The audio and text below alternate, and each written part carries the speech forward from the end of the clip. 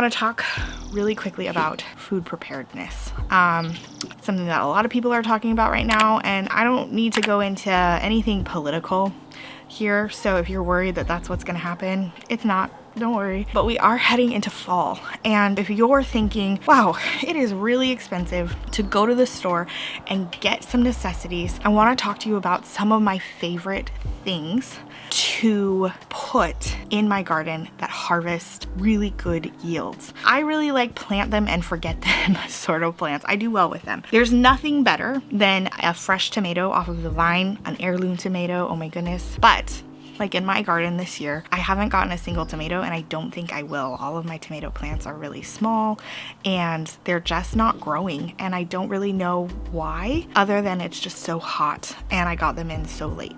So here are kind of the foods that I'd recommend. Plant summer squash, okay? You'll get a huge reward really fast. It's only July, so if you have 2 months left before your first frost, plant some summer squash. It will be worth it. You'll get a ton, and then you can just chop it up, put it in the freezer, and pull it out as you need it. I put them in like quart Ziploc bags because that's about the size that my family needs when we're adding it to different things. I love squash in spaghetti sauce, in like different cooked dishes. Frozen squash holds up really well, so I use that all the time. If you have a long time left, you could try some winter squash, but it's a little too late to plant winter squash unless you live in the South and your last frost date is like the end of November. Then you might be able to get away with it. Winter squash needs like 100+ days to reach maturity, and that's not necessarily that the fruit has reached maturity. So it takes a little longer for winter squash. Potatoes are another great plant them and forget them. There are some 80-day varieties of potatoes. So if you have a little bit of time left in your season, 2.5 months, you can plant some potatoes and get them harvested. You can plant any variety of potato now, you just might get really small potatoes, and that's okay. Those are good too. If you have a ton of space and you don't mind having 7,000 really tiny potatoes, go ahead, throw those in. It's a great crop. They're really easy to take care of. Potatoes are one thing that I would tell any first-time gardener to grow because they are so easy and you get so much. Okay, so one potato is going to produce maybe 6 to 10 new potatoes, which is a great yield. And like I said, you plant them and you forget them, and they're just great. If you like smoothies and salads, planting those salad greens, especially spinach and kale, those are really expensive. I went to the store the other day because I wanted to make a new soup that I had seen online, which is insane because it was like 100 degrees. But I saw this recipe. It was a delicious recipe, and it used kale, and I didn't have any. I don't have any in my garden right now. It was too hot to plant kale, and we're gonna be planting some in a little bit. It was $5.50 for like a small bunch of kale. If you're paying for that, stop. Like, that's the easiest way you can save a lot of money, especially if you're eating a lot of greens. Get a green stalk, plant it full of your salad greens and your kale and your spinach. You will not regret it, and that's something you can even do in an apartment, and that's gonna save you a lot of money, especially if you're eating that every day, which I know some of us it's a goal, and for others of us it's an achievement. And so if that's something that you want to add into your life, or you're looking for where do I start with gardening, I don't really know, I don't have a lot of space, how can I save a bunch of money? If you're eating a lot of kale, plant some kale. That's how you can save a bunch of money. Other things that I really like that you could plant now, it's not too late to get in some corn. Again, if you live in a zone where your last frost date is the middle of October, you can plant some corn. You're gonna have to look for the right varieties that are shorter, that don't take quite as long, but you can still get in some corn. My corn is now about knee high. I just planted those. Well, Eric planted those a while ago. Fresh herbs are great. You can plant those now. Again, this is something you can put in a green stock and keep right next to your house or on your balcony. And planting basil is way less expensive than going to the store. I went to the store the other day and they had hydroponic basil, so it still had its roots. It had just been grown in water, and so they were selling live basil plants for $2.58, I think. I went to Home Depot 2 days before to buy some more starts for my garden because I was attempting to be lazy, and a basil plant that was the same size was $8.50. So look in your garden garden center. See if you can find some live plants and use those if you need to get started. Seeds this time of year are going on sale because everyone's trying to clear out their old seeds for new seeds. So it's a great time to go stock up on seeds and get ready for your next year. Cherry tomatoes.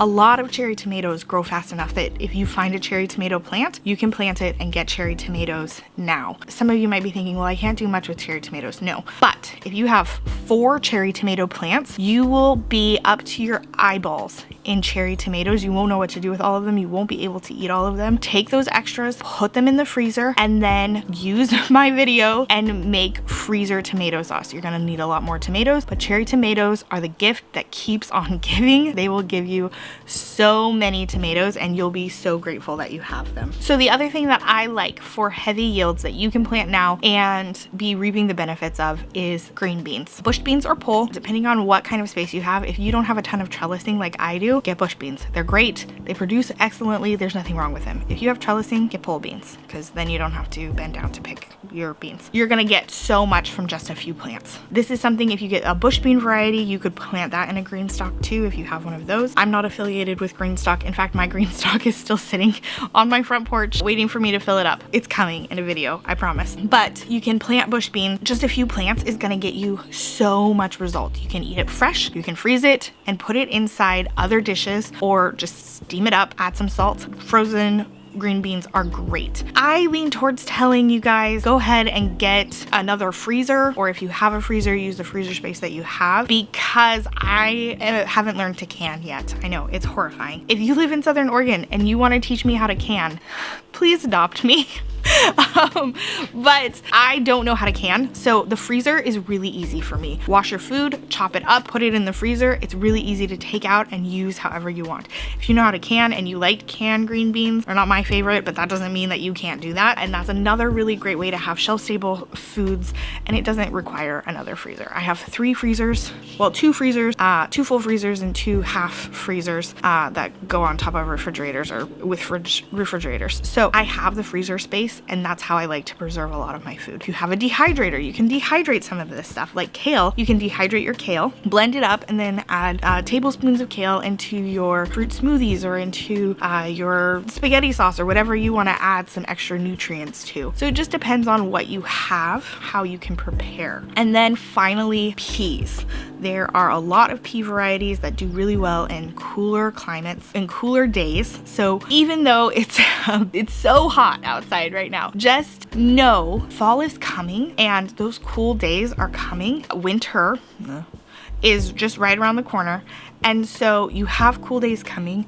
You can start to plant some of those crops that need those cooler weathers. If you have a little bit more space, things like carrots, radishes, rutabagas, cabbages, kohlrabi, those things can all be planted now too because we're heading into fall. My favorites for high yield are gonna be potatoes, cherry tomatoes, greens, beans, and peas, okay? Summer squash. That's the other one. And with those things, you can make so many different delicious meals that are very inexpensive. If you eat meat and you're thinking about being food prepared, go onto Facebook groups and ask if anyone is butchering a cow and if you can buy part of the cow. We don't eat meat, so it's not a big worry for us, but we did get chickens. We have a ton of chickens and they're so fun. We're about 2 weeks away from them laying eggs, and that's how we're going to, you know, have eggs in our house, and that's really going to help us be able to make some more high protein meals right from our farm. I don't know if this video became 1 or 2, but regardless, I am so glad that you hung out with me today. I really appreciate it when you stop by, and I really enjoyed sharing my garden with you. It really filled my soul. Okay, so we have a Reddit thread. If you haven't checked it out, don't worry, not a lot of people have. I am looking for photos of other people's gardens. This is called Found in the Garden, and I show you what I found in my garden. But I would love to show other people what you have in your garden, and it's just fun to share, I think, just different garden spaces and things like that. So go post your photos there. They'll show up somewhere at the beginning or the end of my videos. We have a Facebook page if you're local to Southern Oregon, Rogue Valley area. That's called Wagner Farms. You're welcome to follow there. If we have anything for sale, we usually post it on there. A lot of our food production goes to our family right now just because our garden isn't doing so great. If you like this video, please like it and Thank you for stopping by. Until next time, let me know in the comments what you have found in your garden.